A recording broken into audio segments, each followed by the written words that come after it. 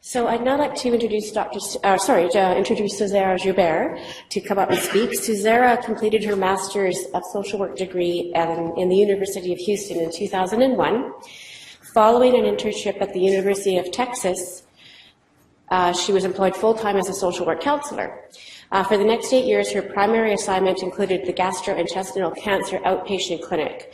However, she also provided coverage in the brain and spine clinic in children and adolescents clinic. She moved to Vancouver in November 2008 and has been employed at the BC Children's Hospital as a social worker in the Department of Pediatric Oncology, Hematology and Bone Marrow Transplant. Susara will speak with us today about managing transitions through the journey with a brain tumor. So I'd like to welcome you up, Susara. Good morning and welcome.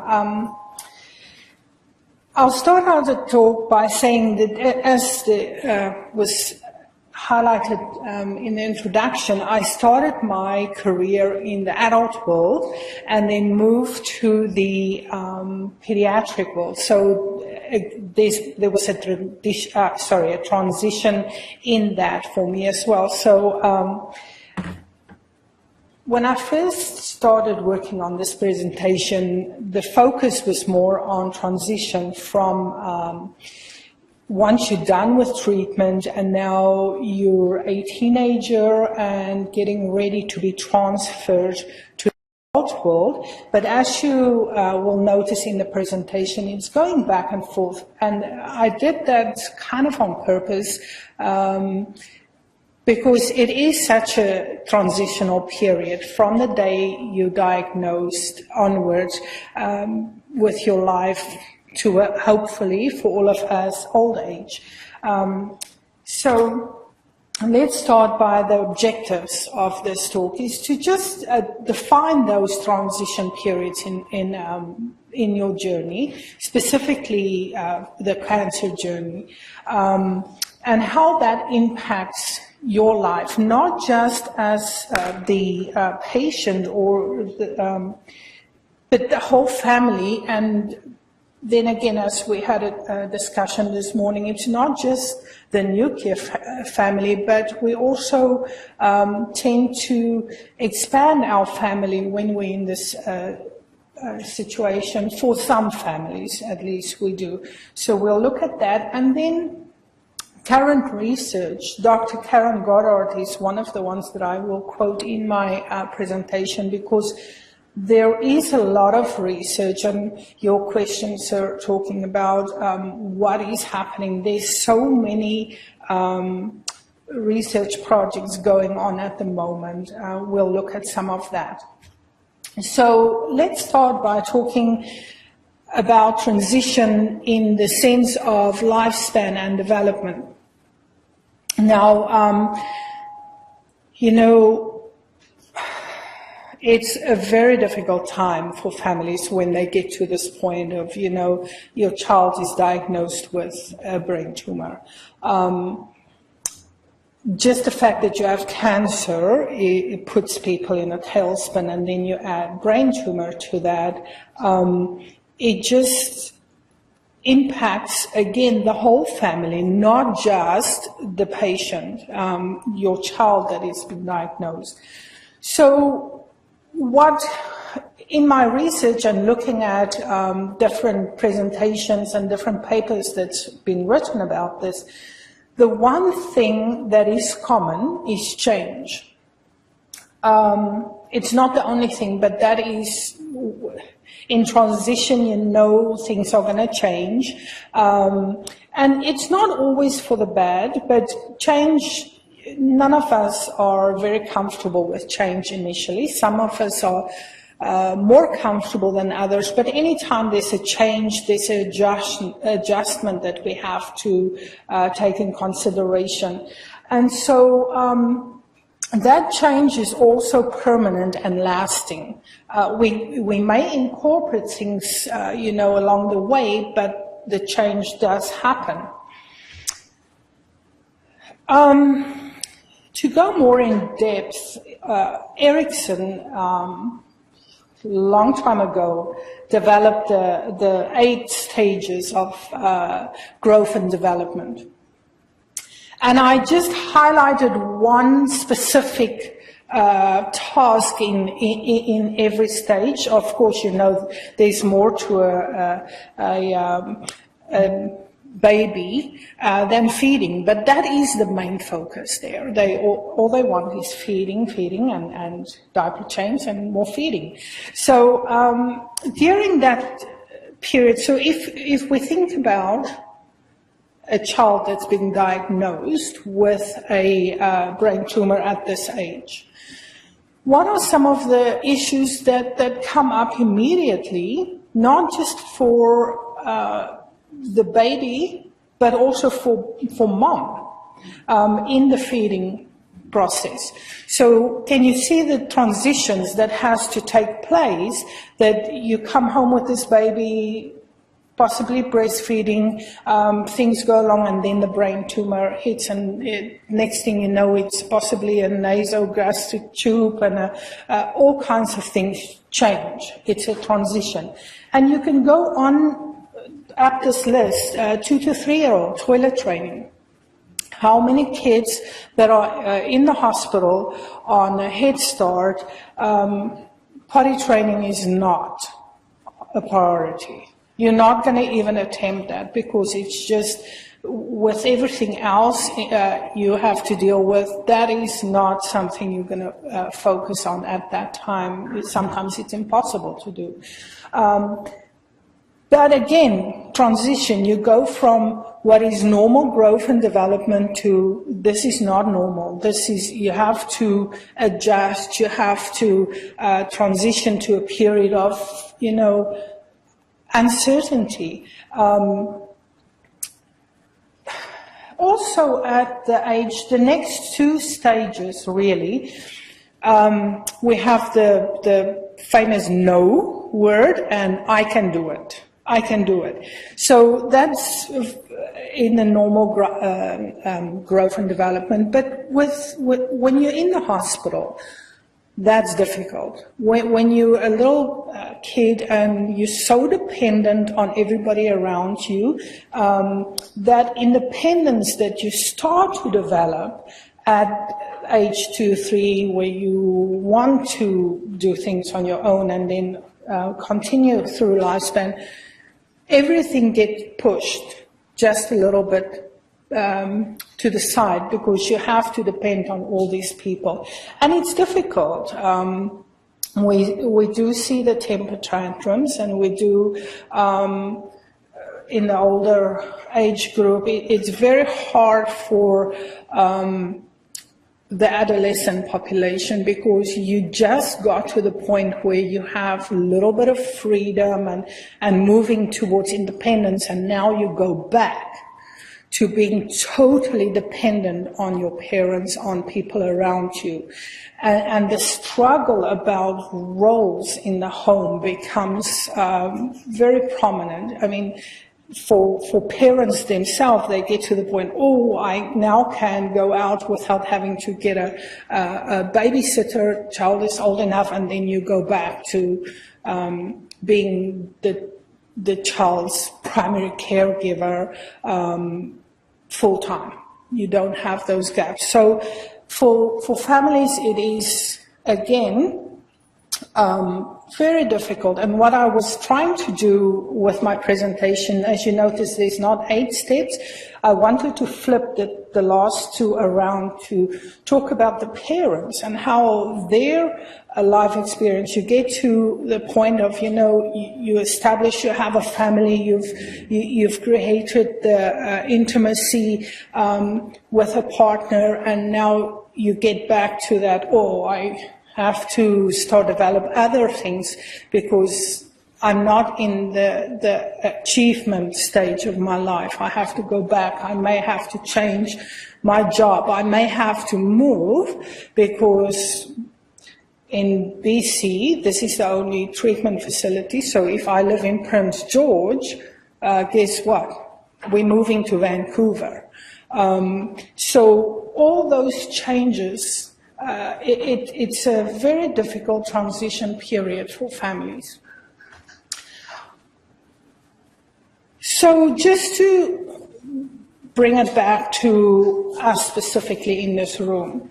Brain tumors are the second leading cause in cancer. So most incidents, of course, leukemias, but then we have brain tumors. So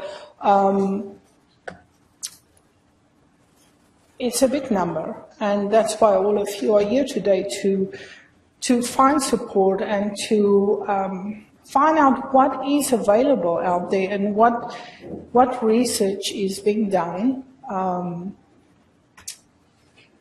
So let's talk about this journey again.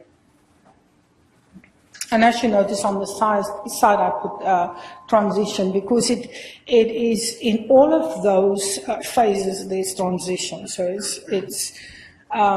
it's constant. First of all, you get diagnosed. You go through the whole, that I always tell families, the first 2 weeks is like you're really sitting on a roller coaster, just holding on for dear life, because there's never a moment where you can just catch your breath. So then you go through treatment, and it is very difficult, the treatment. We see that with families, and it always amazes me how people adjust. It's not always, we don't always adjust gracefully or from our own standpoint, or the sense of loss is just so profound, and you are thrust into this new home where you're living with 24 other families on a ward. The cast of characters that come in and out of your room changes on a regular basis.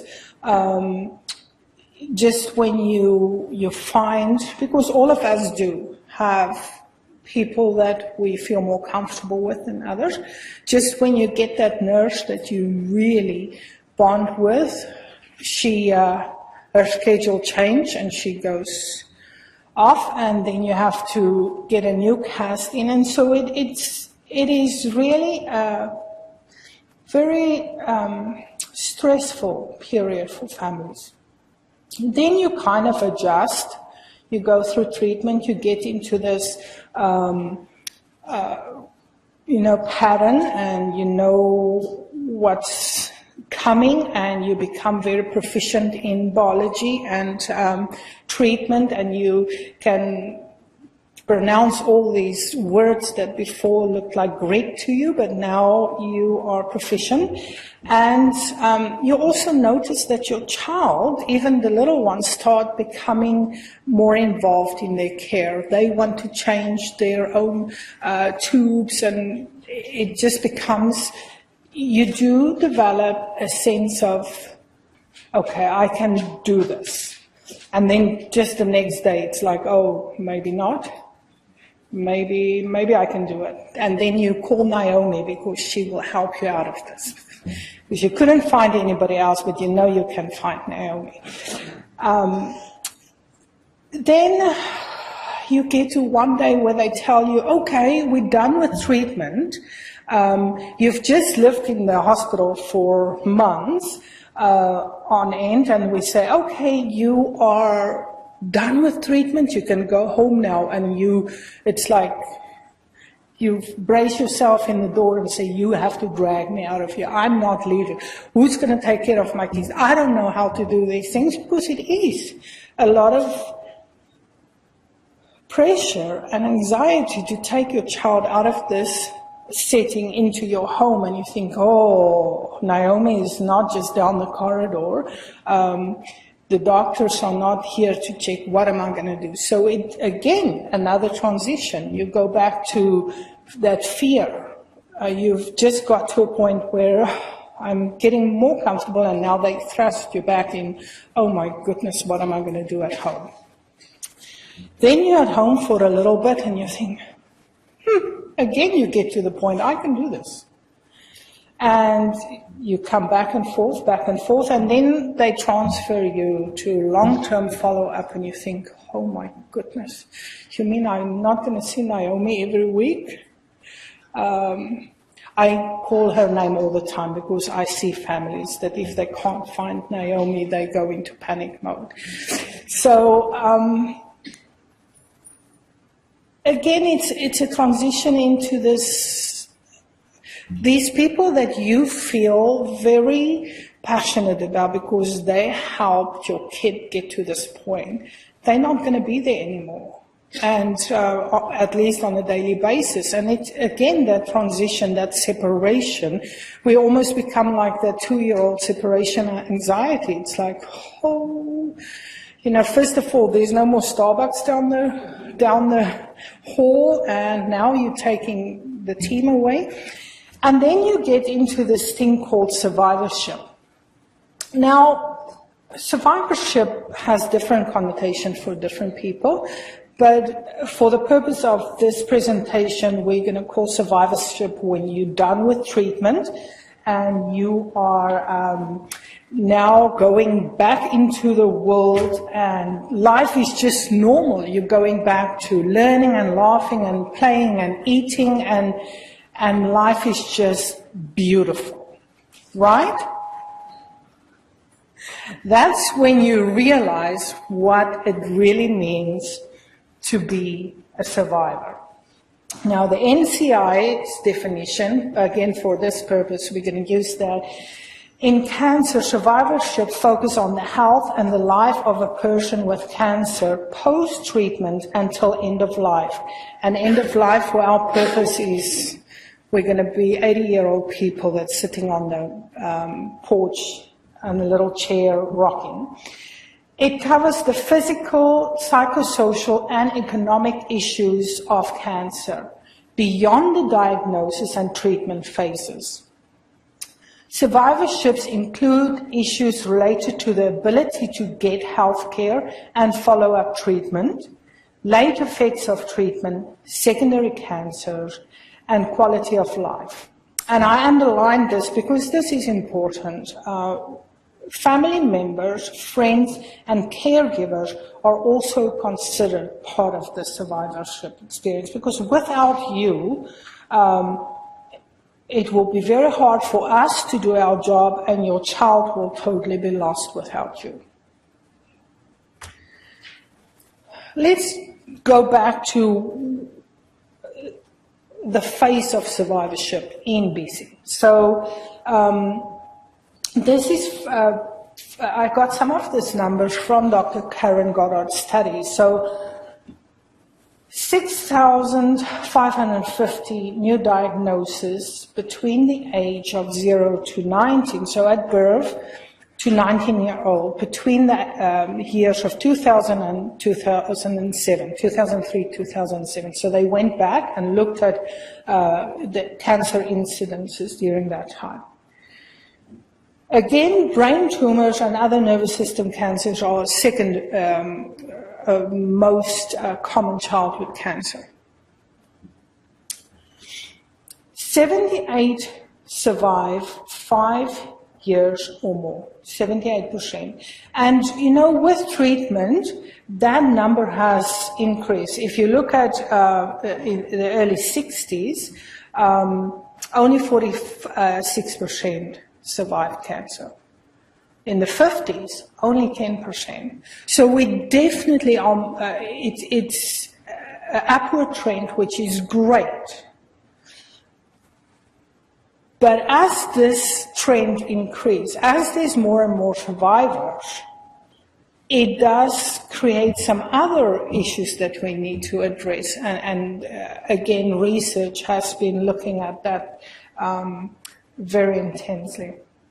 So 10,000, and that number is growing daily, of children that are living with cancer. So it's 10,000 cancer, specifically. No. And sorry, I didn't say that in the beginning, but feel free to put up your hand if you have a question during the presentation. I don't mind at all. Sure. So those are like the latest diagnoses That is and you know, I wanted something of 2013, but they did a study in 2013 looking at 2003 to 2007. So I'm sure it's going to be updated on a regular basis, but for this purpose, I just wanted the survivors, not specifically the incidents, because of course there's going to be more incidents right now, but we looked at survivors. So again, treated Survivorship Revisited. So when I looked at survivorship, the first thing that comes to mind is, yay, we have survivors and they're growing. And it's very exciting to know that we're moving towards that cure. Because treatment is getting more advanced, treatment is getting to where we do have survivors. But, there's that but. We get to late effects. And Dr. Karen and Karen Gorrott and her group, and there's many across, I mean, I read so many papers about late effects, and that's what we're going to focus on from this point on, is the other type of transition of how to go from being a cancer patient through treatment to now you're done with treatment and you are going to be transitioned to adult care. So what they have found in this retrospective studies, when you come in, you diagnose, you get this list of side effects that could possibly happen with all the treatment you are given. But at that moment, your focus and our focus is we have to do this treatment in order for this child to live. So you do it at all costs, but we also take in consideration, and there's always, they adjust doses and things for treatment so that we don't just want these kids to survive, but we want them to survive well, with the least amount of impact in their lives as adults.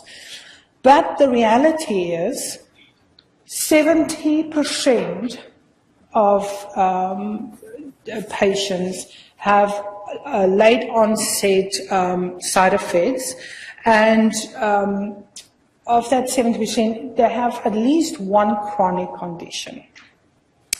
Now, that chronic condition, some of it is joint pain, and go from pain to you have to have hip replacement and joint replacement. And then there are drugs that affect the heart. Again, it's not something that happens necessarily during treatment, although when it happens, they cut down on the medicine. And so we always do the risk and benefit as we go through treatment. But sometimes things happen way when you're a 25-year-old skiing, something just doesn't feel right, and you go to the doctor and they say, oh, there's some abnormality with your heart, but we're not sure what it is, so we go through all these tests and things. What studies are doing right now, the focus is how can we do this transition from pediatric to adult world where these things, where these side effects and these late effects are caught at the right time. So we know that late effects is post-treatment side effects, and it can be a physical effect, physiological, like the heart conditions or the joint and hearing. You are hopefully aware of all those late effects that could take place. So how can we do a better job at informing families, first of all, about these side effects so that when they get to late teens, early adulthood, not only are the family aware of this, or the parents, but now this little kid that went through treatment that's now a teenager, how can they become a partner in their treatment? So those are things that we're looking at when we talk about growth and development milestones. Because we want kids to survive and survive well. We hope that parents are not going to be the caregivers for the rest of the child's life. We hope to give support, education, and the best tools for this little kid that has grown up, that has gone through a lot of transitions, that had to adjust a lot, that may have side effects that impact their growth and development. How can we get them to be a fulfilled human being? So that's where the focus are right now. So when we talk about transition from a pediatric setting to an adult setting, this is the best definition I found about it. The purposeful, planned movement of adolescents and young adults with chronic physical and medical conditions from a child-centered to adult-orientated healthcare system. How many in this room have had a positive experience with that? Meaning, when I say positive, it was a seamless process and you feel that you're still supported like you were when you were in the pediatric setting. That's why there's lots of research happening. Now, I realize some of you may not even be there yet, but for those families, hopefully what we can do today and with research is highlight this challenge. I won't call it a problem, I'll call it a challenge. And so that when you get to that point, that it will be easier. And for the families that had to struggle through this, hopefully this will give you tools as well to move forward. So, what is the barriers associated with this transition? First of all, it's generally unplanned. It's like we're so attached to little Johnny. And he is such a character. We love this kid. We've seen him grow from little to big. And it's so hard for us to let go because the adult world is just not going to take care of him. So that's our problem. Then from the family standpoint, it's basically the same. The adult world is just not going to get this. They don't know what to do with Johnny. And the reality is, you may be right, because the next point, the adult healthcare providers are unfamiliar with childhood cancers. And this is where it helped me specifically, because I've been in the adult world for 8 years before I came here, and I saw that. It's a very different world. So it is unfamiliar for these adult treatment centers. Then the communication between these are very poor. So, you know, we live in little silos, so we only want to deal with our kids. We don't want to worry about adults, and vice versa. And the communication is a problem. So that is something we have to work towards, is how can we improve the communication between the adult treatment centers and the pediatric center. What is it that needs to happen? Then the next one is, when I say developmental stages, if you have at any age that has been diagnosed, a child diagnosed with cancer, by default, they have to revert to mom and dad or family members, caregivers, or you their rock, and you there for them, you make the decisions for them. Well, when you have adolescents, hopefully it's with their input, but it's you are the main thrust here.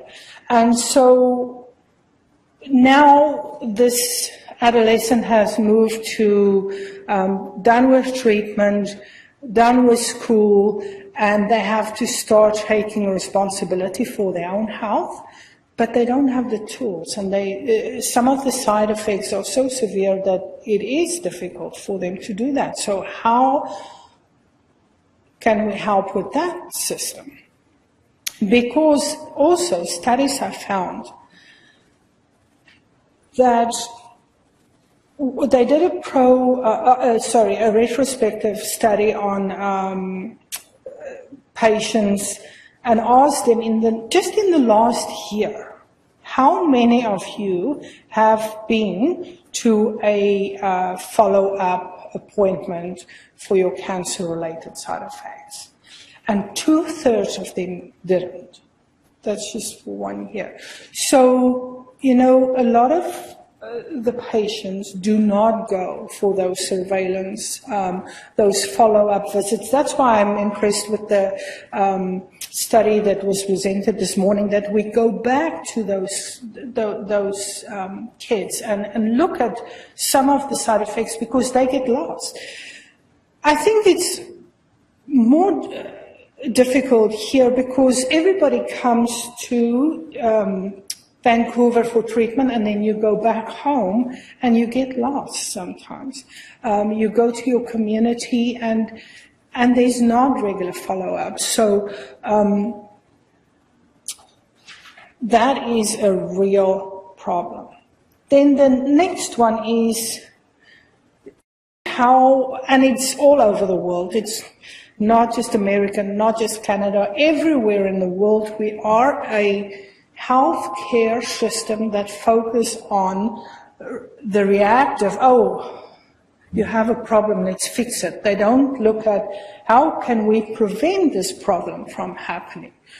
So not only are we not going for those surveillance, but sometimes the system don't promote it, because I'm sure the MRAs, you have to get approval to do all of those because it's not standard practice, and so and you have to wait for those, and so the system makes it more difficult to do those follow-ups.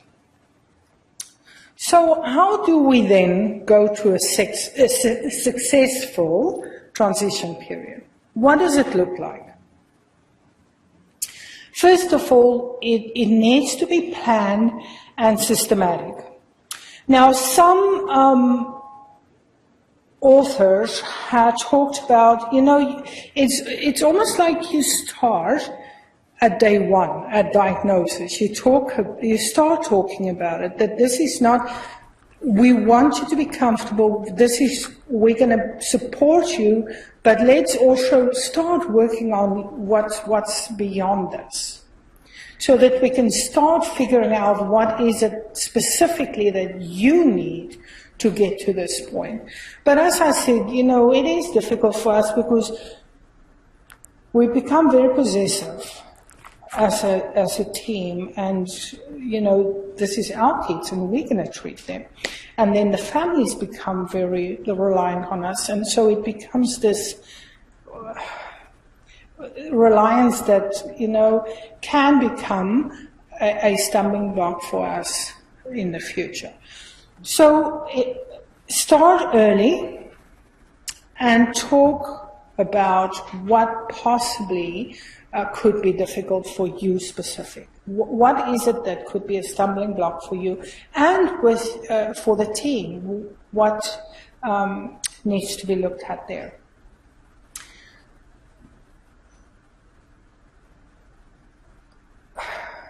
The other thing is too that, especially when the diagnosis happened very early, the kid, as I said earlier, is reliant on family members to be the decision person for them. Now they're grown up, so you want to, in the long-term follow-up clinic, teach them to start taking responsibility for their own health care. That could be difficult because they always have you looking out for them. So, you know, sometimes we go to the path of least resistance. If somebody else is going to take care of it, why do I have to do it? Now, I do recognize that there are extenuating circumstances here. Brain tumors do have, there is definitely more work involved here. One of the things that is suggested is having a shared system, which would be fabulous, so that, you know, if you go back to Prince George, your physician there can pull up your health information and see what it is, what medicine you've been on. All that information is at hand. We're not there yet, so what would be a good thing? Anybody that is discharged from this system, from the pediatric to the adult, should have a complete discharge summary. Diagnosis, what your treatment involved, side effects, possible late effects, and lay it out in that discharge summary for that adult care physician that's going to be taking over your care, so that they know what to look for. So that it's not, we have to look for a needle in a haystack. We know what to look for, and we know which ones to emphasize when we go for checkups and things. Communication is so important too. For one author suggested that, you know, you start giving it to families in writing earlier on. What is that going to look like? Because I see families, you come into appointments, your life is hectic, they give you all this information, and they give you lots of information, and you go home with 5% of that because you're just on overload. Or you very attentively listening to what they tell you, but your mind is at your other kid that you need to get to soccer practice, and you're going to be late because the doctor is late. He wasn't there for the 12 o'clock appointment. It's now 2:30 and he's walking in. So, you know, there's a lot of factors. So handwritten notes would be helpful, or a letter from your team saying, this is what we plan, this is the stages, because again, it's systematic, planned and ongoing. It's not something that you get to and say, okay, you're 18, we're going to transfer you. Studies are also happening about what that age need to be. And so not every child needs to be transferred at the age. I'm just picking the number 18 because we're at different developmental stages. So what would be the best age for your child to be transferred? Then, as I alluded to earlier, the big thing is to build bridges between the pediatric and the adult healthcare system, so that we cross-train. One of the authors suggested that when you go to medical school, it should be in the program how to deal with that age group, the adolescent that going to adulthood, so that when they then go and work in the field, they know this. How's my time going? Okay.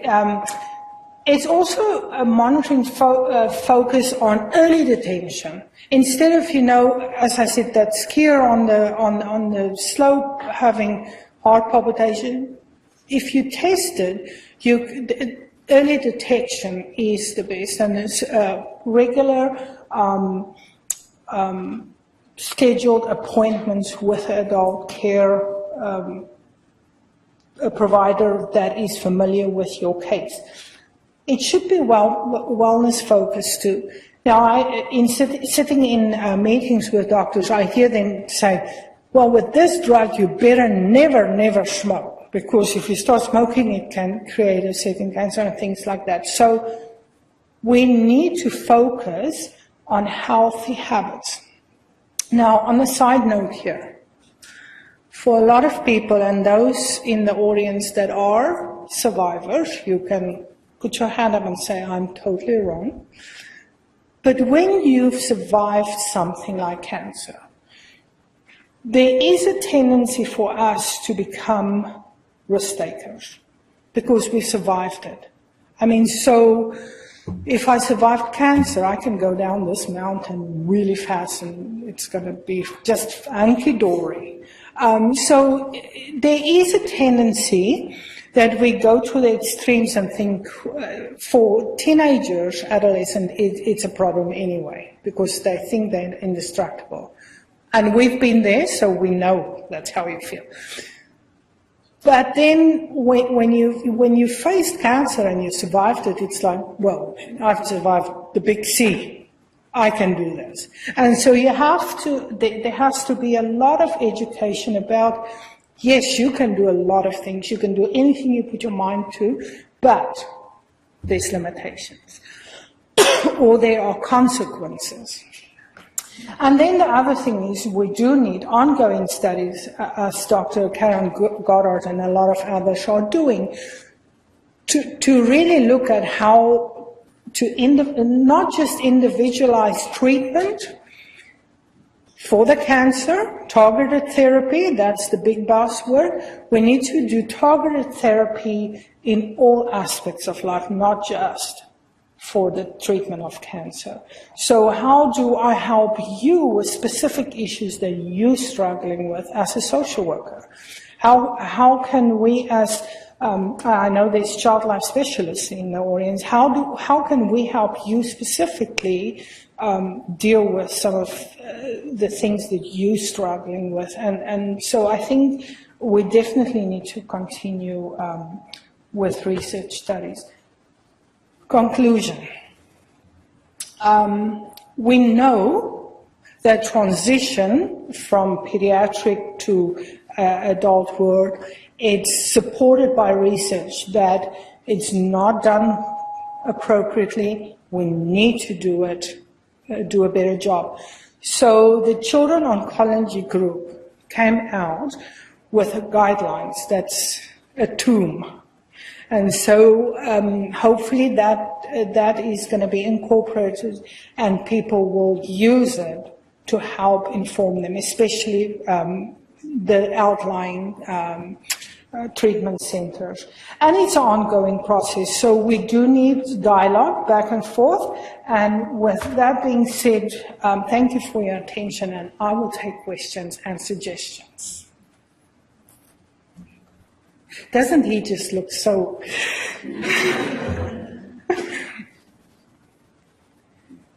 I couldn't have been that clear. Or maybe I've just put everybody to sleep and now you're thinking, what was she just saying? One question. Sure.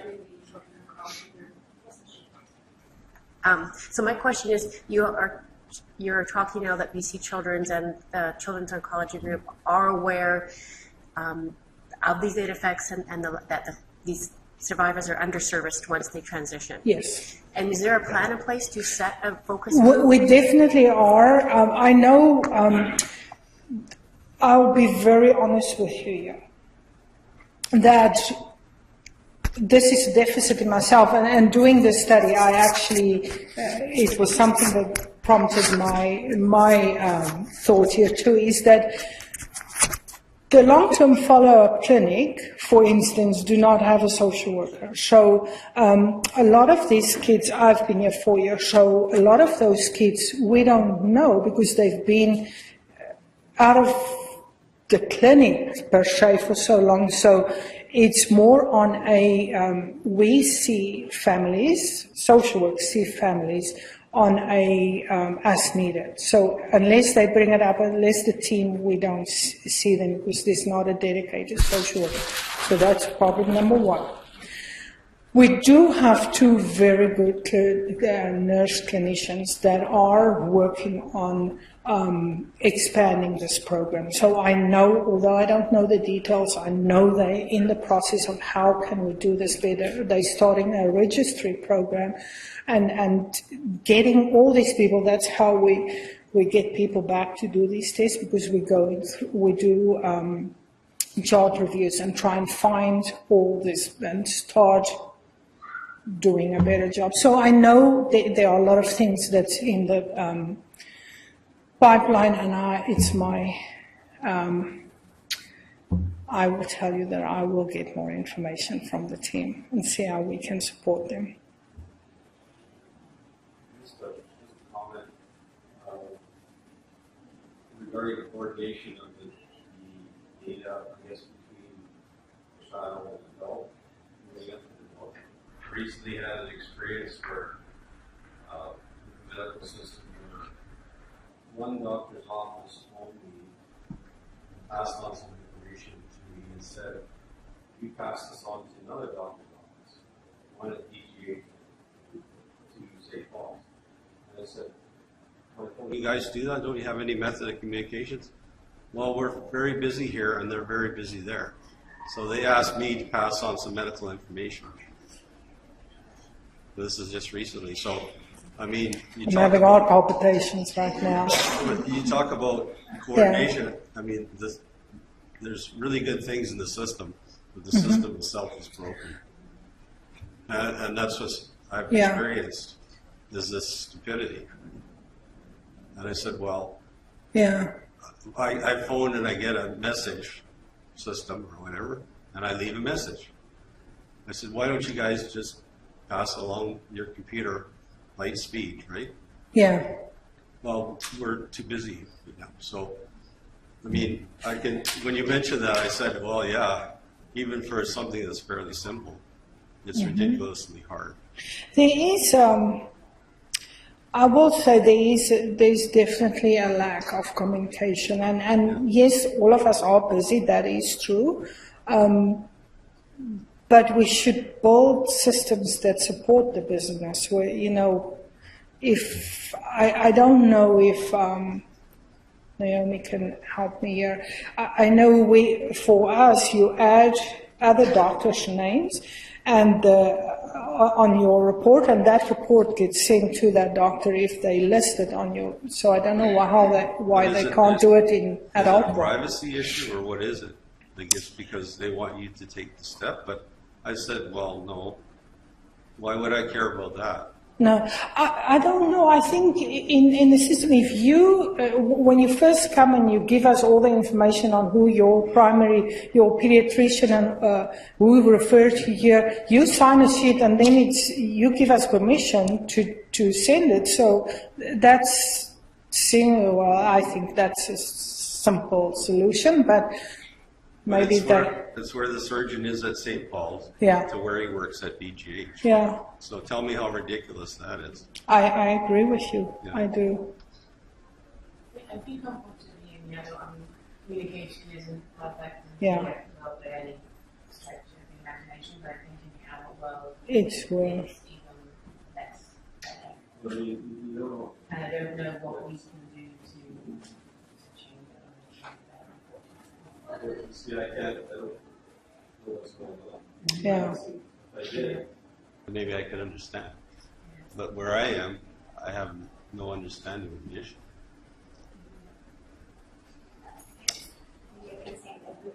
guess the problem is that when you go into the adult world and you're transitioning, is that doctors in the adult world just have a different philosophy in terms of taking care of patients.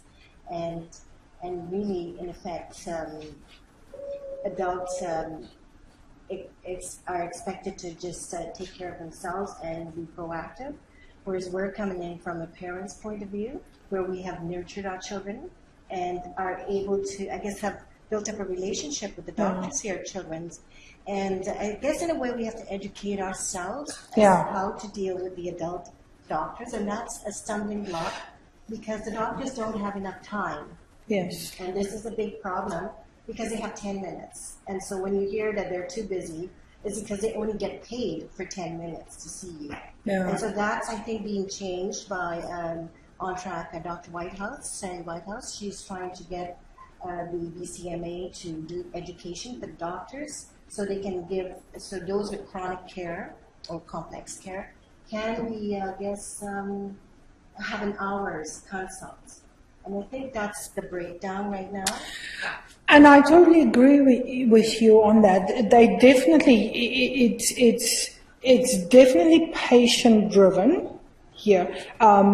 If you want things, you have to do it. But in your example, it is, they're too busy, so they called you. Couldn't they just have relayed that message? But yeah.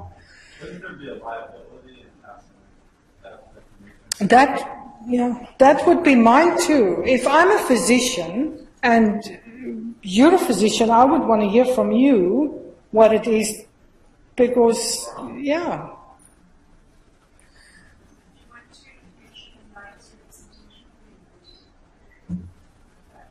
Yes. Okay, so I haven't been through this process, but there's something called a NIDIS representation agreement, and I'm sure people in the audience know more than I do.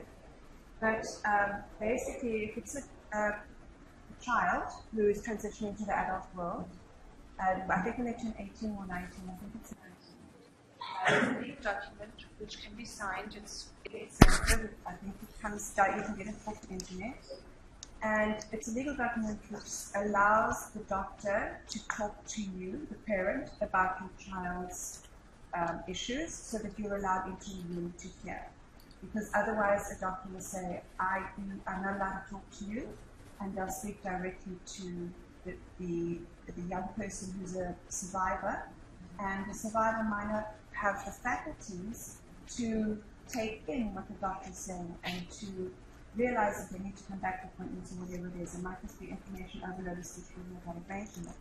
So that agreement I think is very important to have, but at the same time, you are training, continuing to use the model when your child is lying in you. And what happens when you pass away? Or when something happens to you and you can't be there, or your own faculties fail. So, it's a double-edged sword. Thank you for bringing that up, because in the adult world, we try to do our best to involve parents, because you are the parent, you have the right. We do ask the teenagers, adolescent, do you mind if your parents are not here? Do you want your parents to hear this? And we do encourage some of that independence as a teaching tool too, that, hopefully when they are grown and out of the house, if that is a possibility, that they can do things for themselves. So it's not to exclude the family, the parents, but to give opportunity for the But in the adult world, when you come in with your teenager, they tell you stay out there. There's no bridge. So maybe in the communication, together with your legal documentation, in the communication, if it can be conveyed that this, you have to make provision for a child that had a brain tumor. Exactly.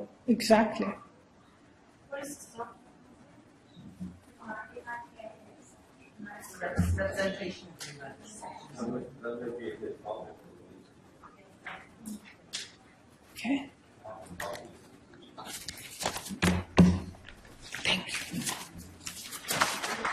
Thank you very much.